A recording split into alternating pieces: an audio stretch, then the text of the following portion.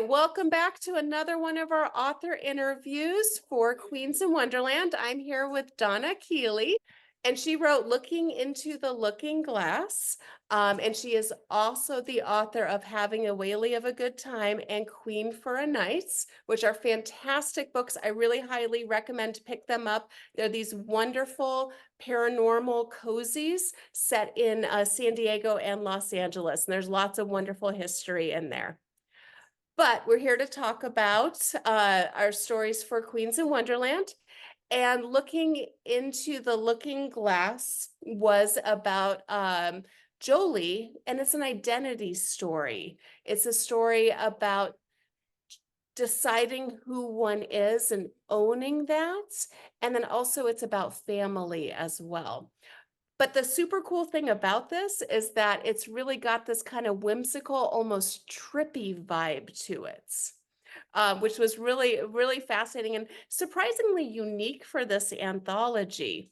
So, Donna, what kind of made you choose that tone for this story?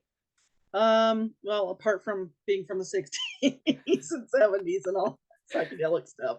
No, it was more of like the caterpillar says, who are you? And it's a basic question for anybody. And who are you? And I had read a lot about trans people and the dysmorphia and looking in the mirror, and the person they're reflected is not the person that they are. So that really hit my empathetic vibe. And so yeah, I just wanted to explore that of somebody who's covered up and tried to be something else, and then finally admitting, this is not me. I am not who I'm meant to be. So Yeah, and there's a lot of powerful stories in this anthology about identity. And I love that we did this anthology in the Alice in Wonderland universe because Alice is constantly seeking her own identity. Throughout the entire book, she's being asked, "Who am I?" And she's saying, "I don't know who I am. I was a different person this morning than I am right now." And so it was such a beautiful tie-in with this story. Uh, was there anything that was kind of difficult for you in writing this one? it I actually, when I was invited to contribute, I had some doubts because obviously this is not my lived. I'm a cis person, so this was not my lived reality, and so I wasn't sure, and I was hesitant about capturing something that I didn't know as intimately as obviously someone living that life. But I do have a friend who has transitioned, who I'm so happy for when he finally came out and said, "Hey, I'm here." And it's just like, no, you are the person that you were meant to be. And so kind of channeling into my feelings for that person and then what they went through gave me the confidence to try, because obviously writers write things that are not they don't directly have a relationship with. So yeah, that was kind of what I had that glimmer of, who are you? And then that thing was like, okay. And then it just started, just kind of snowballed from there. Yeah, the empathy. Yes. Yeah, yeah. Oh, good. What did you love about writing this story? Um, just, yeah, it just kind of hit me. It was one of those where I just sat down and it just got, created. And it was pretty much, I was in agreement with what everything that was coming out. My joke is I write with the voices in my head tell me to write. So the voices were telling me pretty good, and yeah, I was pretty happy with how it came out. Yeah, yeah, that's how I write too. And I suspect you're kind of like me, where you actually, this sounds so weird, but you hear your characters in your Yes, head, yes, and you have some control over it, but you don't. In a lot of ways, you just kind of channel them, yeah. especially There's in the there early drafts. Oh, and there's like a synergy, and they're talking so quickly. I'm typing it, I'm transcribing. I'm trying to catch all the dialogue, and obviously I can't because it's like a movie playing in my head, and I, don't always get everything, so I have to go back and edit. But yeah, you get, if you can get the gist of it or get the focus there, you can go back. So Yeah, get the feeling and the emotion. it's just like you have to do it. You have to put it down on paper. It's just this compulsion to get it out. Yeah. Yeah, I know that feeling well. Yeah. I think, and my guess is a lot of our viewers have that feeling too. So your story had a lot of emotion, and I don't want to ruin the ending for our readers, but it has a ton of emotion to it, especially that end. It's a very powerful and very empowering end. Yes. Um, how did you feel when you were writing that? Did you channel anything with that? Yeah, I've always been accused of being super sensitive to everything, but in writing, that's an advantage. Again, you can put yourself in someone else's shoes and just really channel that. And I think, the emotions, we share all the same emotions. I don't care what body you're in or what gender you are. We all have the sames of wanting to be recognized, wanting to be valued and all that. So, that speaks to everybody.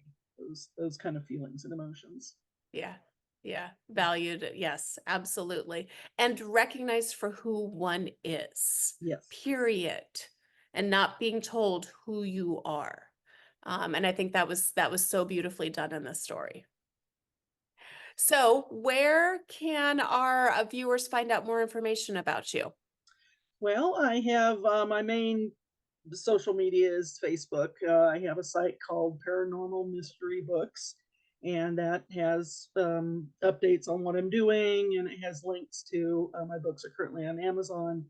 And yeah, the whole story of I like to write, I like to write, I like to research. So I did the whole ghost story and then doing a lot of research on the ghosts at real depicted haunted locations. So Yeah. And and your next story is about the Alamo, right? yes, yeah. The first book is called Having a Whaley of a Time and involves the Whaley House in San Diego. Second book is called Queen for a Night and has to do with the Queen Mary in Long Beach. And then the third one's going to be about the Alamo called Forget the Alamo. So, I love it. I yeah, love it. my weird titles, my fun titles. Yeah. No, they're good. They're memorable. All right, you ready to do a reading? Oh, okay. Do I get to do the voices too? Yeah, by all means. She knew the drugs were really kicking in when the cat started talking to her.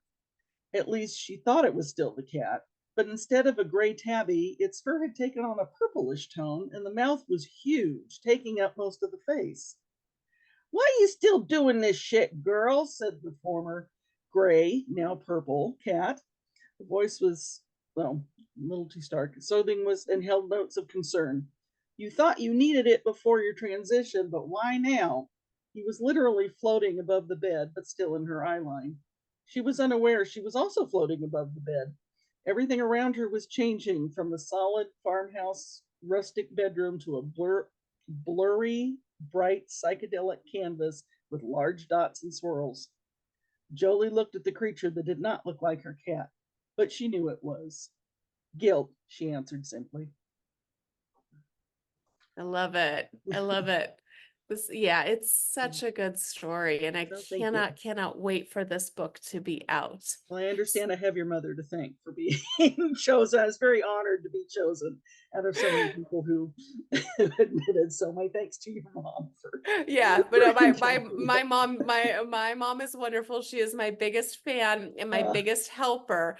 And when the submission pile got Oh very yes. large, which was awesome and amazing, but a little bit overwhelming for Chris and I. My mom volunteered to help out. Oh, that's So good.